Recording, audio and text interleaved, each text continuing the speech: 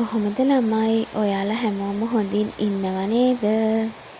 මයි අද මම ඔයාලට අරගෙන ආවේ මෙන්න මේ ලස්සනම ලස්සන මලක් තියෙන බුක්මාර්ක් එක කරන විදිහ කියලා දෙන්න.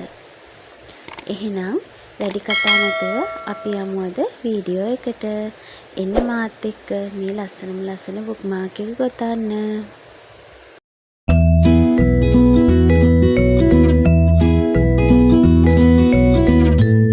ඉස්සෙල්ලාම මං ගන්නවා මෙන්න මේ වගේ පාට දෙකක යාන්. පාට දෙකක යාන් අවශ්‍ය වෙනවා.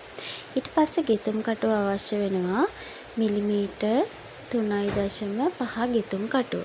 ඒ වගේම කතුරා නීඩල් එකකුත් ඕනේ.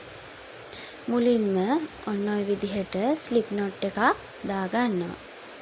ස්ලිප් නොට් එකක් දාලා කටුව ඇතුල් කරලා දැන් මේකට ගොතනවා චේන් 1යි 2යි 3යි 4ක් චේන් 4ක් ගොතලා පළවෙනි චේන් එකට ස්ලිප් ස්ටිච් එකකින් සම්බන්ධ කරනවා. මේ හදාගත්ත පුංචි මැජික් රින් එකක් කිව්වොත් හරි. දැන් මේ පුංචි හෝල් එක මැදට තමයි ගෙතුම් ටික කරන්න ඕනේ. බලන්න ඊළඟට මොකද්ද කරන්න කියලා. චේන් දානවා 1යි 2යි 3ක්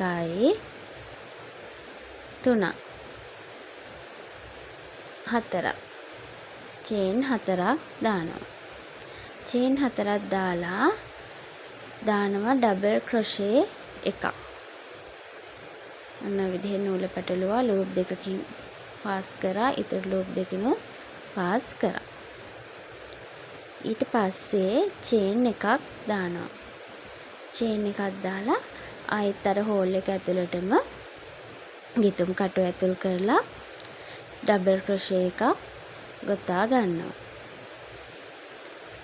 ඊට පස්සේ ආයෙත් දානවා චේන් එකක්. ඊට පස්සේ ආයෙත් ඩබල් ක්‍රොෂේ එකක්. ඔන්න ඕක තමයි ළමයි රටාව වෙන්නේ. මං හිතනවා ඔයාලට පැහැදිලි ඇති කියලා. ඔන්න ඔය රටාවට ගොතා ගන්න වටේටම ඩබල් ක්‍රොෂේ 11ක් ගොතා ගන්න ඕනේ. චේන් 3ත් එක්කම. ඊට පස්සේ චේන් 3 උඩම චේන් එකට ස්ලිප් ස්ටිච් එකකින් මේ වටේ ඔන්න ඔය විදිහට සම්බන්ධ කරනවා. ඊට පස්සේ කරන්න තියෙන ළමයි ඔයාලට බුක්මාර්ක් එක ඕනේ අවශ්‍ය දිග ප්‍රමාණයට චේන් උඩට ගොතාගෙන යන එක. ඒ කියන්නේ ඔයාලට බුක්මාර්ක් එක ගොඩක් දිගට ඕනේ නම් චේන් 60ක් 70ක් විතර ගොතන්න පුළුවන්. මම මෙතන චේන් ගොතා ගන්නවා 55ක් වගේ. ඔයාලට කැමති ප්‍රමාණයකට චේන් ගොතා ගන්න පුළුවන්. දැන් චේන් ටික ගොතලා ඉවර වුණාට පස්සේ මෙන්න මේ වගේ තමයි පේන්න තියෙන්නේ. දැන් මේකේ බලා ගන්න දැන් අපි මේ කොලේ කොටස තමයි ගොතන්න යන්නේ. චේන් 4ක් ස්කිප් කරලා 4 වෙනි චේන් එකට. ඒ කියන්නේ චේන් 4ක් අතහැරලා 4 වෙනි චේන් එකට ඔන්න ඔය විදිහට කටුව ඇතුල් කරලා දානවා ස්ලිප් ස්ටිච් එකක්. ස්ලිප් ස්ටිච් එකකින් සම්බන්ධ කරනවා. බලන්න නිකන් එතකොට පුංචි රවුමක් වගේ හැදෙනවනේ. අර අපි මැජික් රින් එක කරා වගේම තමයි. පොඩි රවුමක් වගේ එකක් හැදෙනවා. දැන් මේ රවුම ඇතුළට තමයි ගොතා ගන්න ඕනේ. කොලේ ගොතා ගන්න දැන් මෙන්න මේ රවුම ඇතුළට. බලන්න කොහොමද කරන්න කියලා. දැන් ඔන්න ඔය විදිහට කටුව ඇතුල් කරලා සිංගල් ක්‍රොෂේ එකක් දාගන්නවා. සිංගල් ක්‍රොෂේ එකක්. ඊට පස්සේ දාගන්න ඕනෙත් වෙන්න half double crochet එකක්. ඊළඟට දානවා half double crochet එකක්. මතක ඇතිනේ කට්ටුව ওই විදිහට පැටලුවා ලූප් 3ක් එනවා. ලූප් 3න්ම පාස් කර ඇදලා කටුව එළියට ගත්තා. අන්න මගේ ගෙතුම පැටලුණා. පැටලුණාම ලෙහන්න අනිවාර්යයෙන්ම දිගටම ගොතාගෙන යන්න එපා. ඉස්සලාම් සිංගල් ක්‍රොෂේ එකක් දානවා. ඊට පස්සේ දානවා half double crochet එකක්. ඊට පස්සේ ආයෙත් දානවා half double crochet එකක්.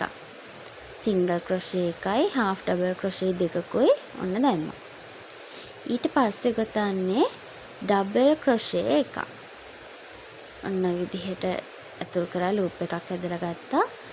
ලූප් දෙකකින් පාස් කරා, ඉතුරු දෙකිනුත් පාස් කරා. ඊළඟට ආයෙත් දානවා ඩබල් ක්‍රොෂේ එකක්. එතකොට ඩබල් ක්‍රොෂේ ඔක්කොම දෙකක් දාලා තියෙන්නේ. ඔන්න ඊට පස්සේ බලන්න හොඳට කරන දේ චේන් ළමයි එතන ඉඳලා ගොතනවා උඩට 1යි 2යි 3 ඊට පස්සේ එන පළවෙනි ස්ටිච් එක උඩට ඔන්න ඔය විදිහට ඒ ස්ටිච් දෙකම අල්ලලා මුදුනට දානවා. ඔන්න ඔය විදිහට ස්ලිප් ස්ටිච් එකක්. මේකට කියනවා පීකොට් ස්ටිච් එක කියලා. ඊට පස්සේ ආයෙත් අර රටාවම තමයි. ඩබල් ක්‍රොෂේ 2යි, half ඩබල් ක්‍රොෂේ 2යි, සිංගල් ක්‍රොෂේ 2යි. මිරර් කරනවා කියන්නේ අන්න මේකට තමයි මිරර් කරනවා කියන්නේ. එහා පැත්තට කරපු දෙයම මෙහා පැත්තට කරනවා. එතකොට තමයි කොලේ බැලන්ස් වෙලා ලස්සනට හැදෙන්නේ. මං හිතනවා ඔයාලට තේරෙනවා ඇති කියලා. අමාරු තැනක් තිබ්බොත් අනිවාර්යයෙන්ම කමෙන්ට් එකක් දාන්න. අද මගේ වීඩියෝ එක චුට්ටක් විතර ළමයි ඔයාලට අපහැදිලි ඇති. මොකද අද වහින දවසක්. වැස්ස දවසක තමයි මම වීඩියෝ එක කරේ. ඒ ගැන ඉතින් ඔයාලා එච්චර හිතන්න එපා. ඔන්න දැන් පළවෙනි සිංගල් ක්‍රොෂේ එක උඩට ස්ලිප් ස්ටිච් එකක් කරනවා. කරලා චේන් එකක් දාලා යාන් එක කට් කරන්න ඕනේ. ඔන්න දැන් අපි මල ගොතන්න යන්නේ.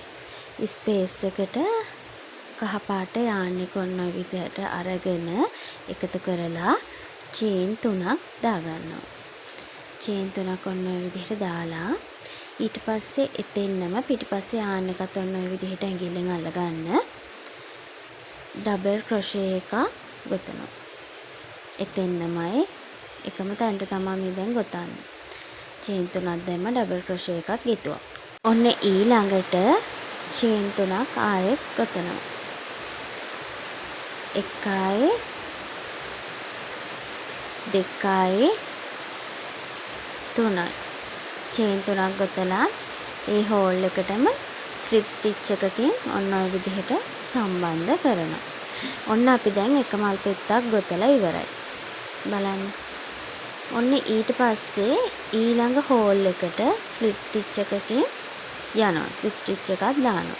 ඔන්න ඊට පස්සේ ආයෙත් අර රටාවටම තමයි ගොතන්නේ. චේන් 3ක් ගොතනවා.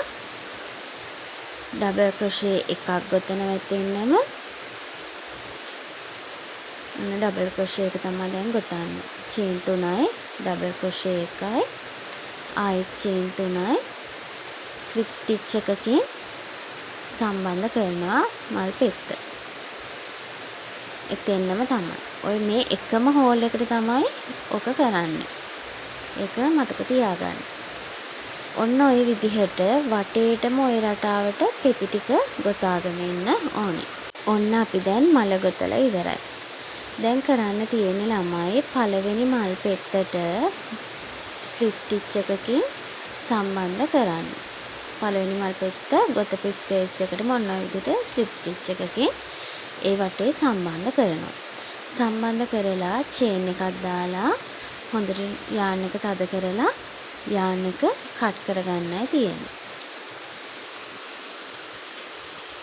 අපි දැන් මල ගොතලා ඉවරයි. ඔක්කොම නූල් ළමයි සඟව ගන්න. ඒක මම ඔයාලට පෙන්නන්න ඕනේ නෑ. ඔයාලට තේරෙනවනේ. සාමාන්‍ය ඉදි කට්ටකට හරි එහෙම නැත්නම් වූල් එකක් පාස් කරන්න පුළුවන් නීඩල් එකකට වූල් ටික දාලා ලස්සනට ඇතුලෙන් වූල් ටික යවලා වූල් ටික සඟව ගන්න. ඔන්න ඉතින් අද අපි අපේ බුක් මාක් එක ගොතලා ඉවරයි. මේක ඔයාලට පාට පාටින් කරන්න පුළුවන්. ඒක ඔයාලගේ නිර්මාණශීලී හැකියාව මත තමයි තීරණය වෙන්නේ. ඉතින් මං හිතනවා අද මගේ වීඩියෝ එක ඔයාලට වැදගත් වෙන්න ඇති කියලා. ඒ වගේම මගේ වීඩියෝස් හොඳයි නම් ලයික් කරන්නත්, කමෙන්ට් කරන්නත්, යාළුවෝ අතර ෂෙයා කරන්නත් අමතක කරන්න එපා කියලා මං ඔයාලගෙන් ආදරෙන් ඉල්ලනවා. ඒ වගේම මමා ක්‍රොෂේ YouTube channel එක subscribe කරන්නත් අමතක කරන්න එපා. එහෙනම් තවත් දවසක ලස්සන අලුත් වීඩියෝ එකක් අරගෙන එන්නම්. හැමෝටම සුබ දවසක්.